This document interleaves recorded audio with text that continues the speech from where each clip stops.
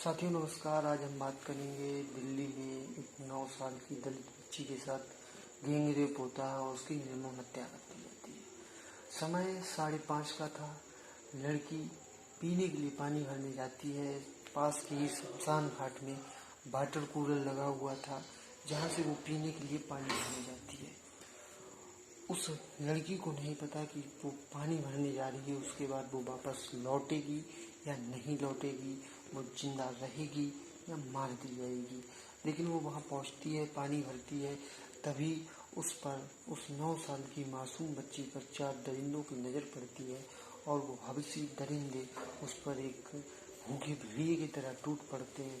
उस मासूम 9 साल की बच्ची के साथ निर्मम गैंग रेप किया जाता है और फिर उसकी निर्मम हत्या कर दी जाती है। जब उसकी हत्या कर दी जाती है उसके बाद उसके परिवार को बुलाया जाता है और उसके परिवार पर दबाव बनाया जाता है कि आप अंतिम संस्कार कर दीजिए, नहीं तो आप पुलिस के चक्कर में पड़ जाएंगे, आपके लिए अच्छा नहीं होगा। क्योंकि वो परिवार गरीब था। परिवार मान जाता है और अंतिम संस्कार करने के लिए तैयार हो जाता है। उसी समय गांव वालों को पता चलता है कि शमशान घाट का जो केयर टेकर है उसने अपने साथियों के साथ मिलकर एक 9 साल की बच्ची के साथ गैंग रेप किया है। पूरा गांव वहां पहुंचता है। गांव पहुंचकर उस अंतिम संस्कार की क्रिया को रोक देता है और विरोध करता है। विरोध इस कदर बढ़ जाता है कि वहां पे भीम आर्मी के चीफ चंद्रशेखर रावत पहले तो उस पर पीड़ित परिवार से मिलने पहुंचते हैं। फिर उसके बाद राहुल गांधी जी जाते हैं। राहुल गांधी जी उस पीड़ित परिवार के दुख और दर्द को बांटते हैं। फिर शुरू होती है इस देश में राजनीति। राहुल गांधी जाते हैं उस नन्ही परी के लिए इंसाफ की मांग करते हैं, लेकिन सत्ताधारी पार्टी और इस देश का दलाल मीडिया को ये हजम नहीं हो रहा था कि विपक्ष का नेता राहुल गांधी वहाँ कैसे पहुँच गए। तो आपने देखा होगा जो जी न्यूज़ है, जिसको आप लोग जी न्यूज़ जानते होंगे, उसने एक अजीब प्रकार का डिबेट हो रखा है जिसमें राहुल गांधी के लिए दलित लड़की को टूल बताया।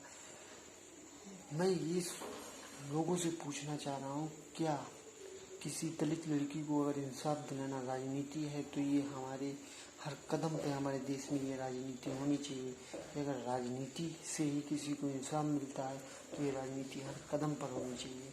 मुझे शर्म तब आती है जब इस देश की जो सरकार उसमें 11 महिला मिनिस्टर हैं, उन एक भी मंत्रियों के मुंह से उस लड़की के प्रति संवेदनाएं नहीं निकली।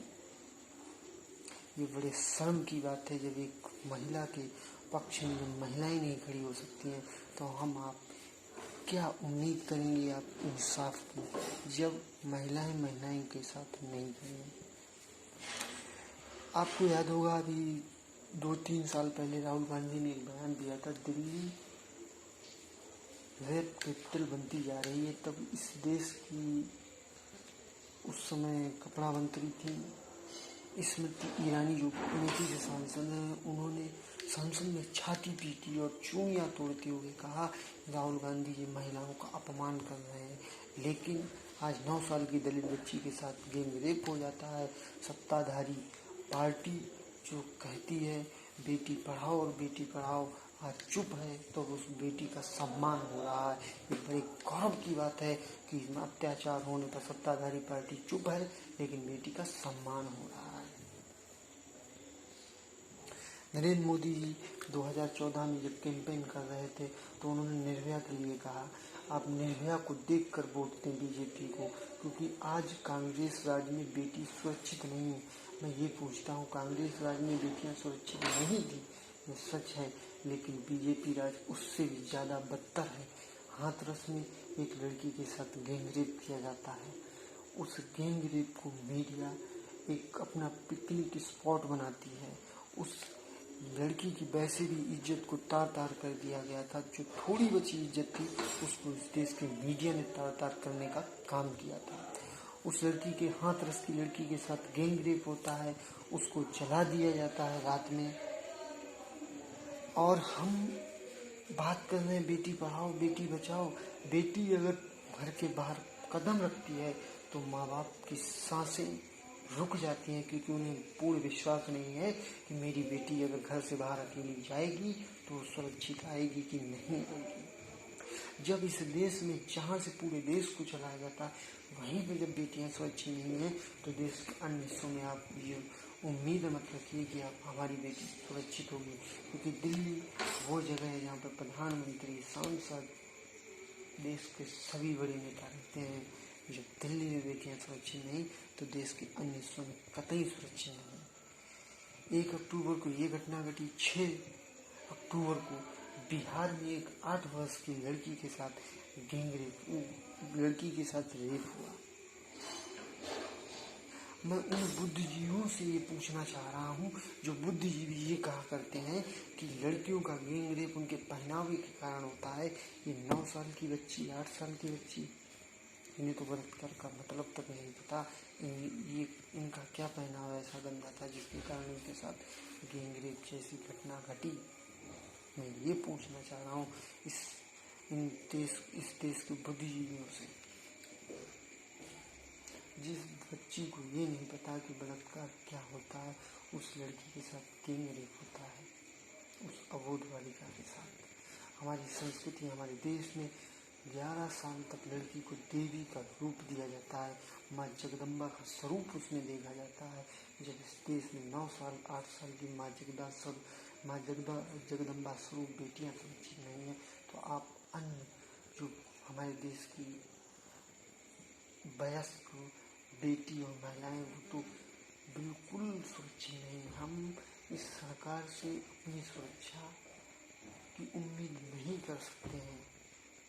जिस सरकार की खुद विधायक, एमपी, पूर्व मिनिस्टर जो खुद बलात्कारी हो, वो इस देश की बेटियों को सुरक्षित नहीं कर सकते हैं।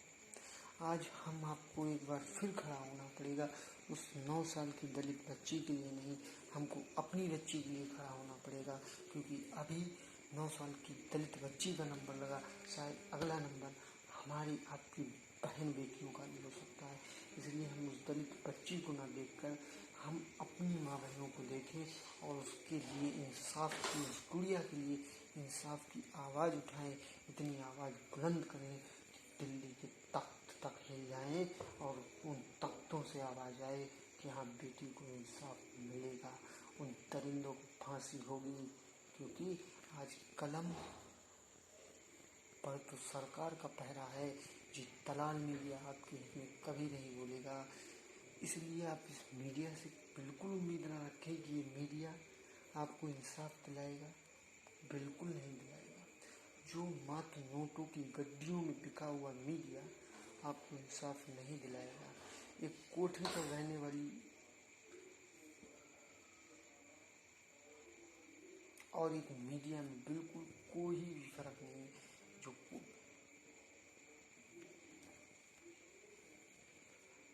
आज हमको आपको सोचना पड़ेगा कि बेटियां जब इस देश की सुरक्षित नहीं है, तब ही देश की सरकार हमको और कोई सुरक्षा नहीं दे सकती। हमारे देश के श्रेयजीवी प्रधानमंत्री जी जब कोई बेटी मेडल लाती है तो उसका श्रेय ले लेते हैं। जब किसी बच्ची के साथ, इसी देश की बच्ची के साथ गैंग रेप होता है, तब ये मूकबधिर बनकर बैठ जाते हैं। आज 9 साल की बच्ची के साथ गैंग रेप हुआ 1 अक्टूबर को। हमारे देश के श्रेयजीवी प्रधानमंत्री जी ने एक शब्द भी नहीं कहा। इसलिए हमें आपको सोचना पड़ेगा कि बेटियों की सुरक्षा कैसे की जाए। वीडियो अगर आपको अच्छा लगा हो तो वीडियो को लाइक करिएगा, शेयर करिएगा, और हाँ, ऐसे ही वीडियो अगर आपको और चाहिए तो इस चैनल को ज़रूर से ज़रूर सब्सक्राइब करिएगा, क्योंकि आपका एक सब्सक्राइब मेरे अंदर एक और नई ऊर्जा के साथ आपके मुद्दों को उठाने की ताकत देगा। अगर आप चैनल को सब्सक्राइब करते हैं तो बेल आइकन ज़रूर दबाइएगा, जिससे कि हमारा आने वाला वीडियो सबसे पहले आपको मिले। और आपके मन में कोई सवाल हो तो आप कमेंट द्वारा ज़रूर अपना सवाल भेजिए, हम आपका उसका पूरा जवाब देने की कोशिश करेंगे।